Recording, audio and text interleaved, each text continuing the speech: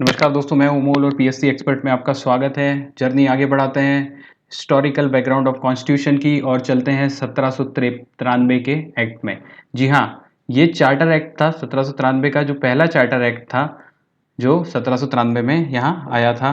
1793 के charter act को हम समझेंगे कि 1794 के चार्टर एक्ट में क्या क्या था और वो चार्टर एक्ट में क्या क्या चीज़ें लिखी हुई थी। अभी तक हमारी जर्नी शुरू हुई थी 1773 के एक्ट से, रेगुलेटिंग एक्ट। फिर उसके बाद आता है 1781 का अमेंडमेंट एक्ट, 1784 का पिट्स एक्ट और 1786 का अमेंडमेंट एक्ट। ये चारों एक्ट हम पढ़ चुके हैं। आप चाहे तो आई बटन में जाकर के वो चारों एक्ट को देख सकते हैं और उसी जर्नी को हम आगे लेकर के चल रहे हैं। हमारा एक्ट है अब जो हम लोग इसी चैनल में पढ़ने वाले हैं, वो पढ़ने वाले हैं चार्टर एक्ट 1793। ये चार्टर एक्ट जो 20-20 साल में आए थे, 1793, 1813, 1833 और 1853, उस सीरीज का ये पहला एक्ट था। ठीक है, आइए शुरू करते हैं।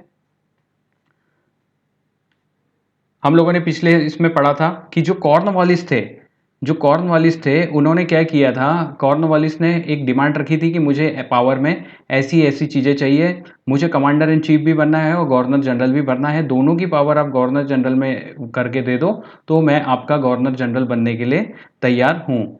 ठीक है, तो वहाँ पर ये डिमांड रखी हुई थी।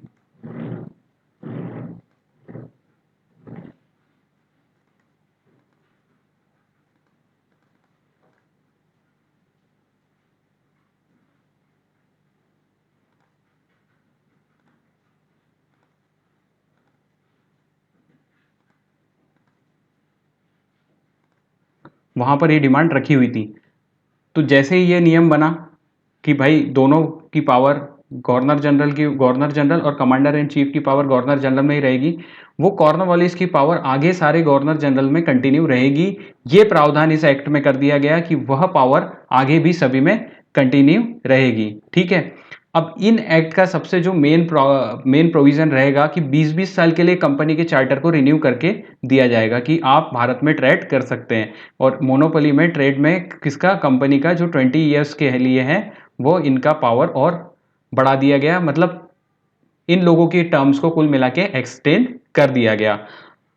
चार्टर एक्ट का मतलब ये है कि आपको और चार्टर दे दिया गया है कि आप 20 साल और भारत में ट्रेड कर सकते हैं। ईस्ट इंडिया कंपनी को सन 1793 में यही चार्टर के रूप में दिया गया और यही चार्टर एक्ट में मेजरली आया था।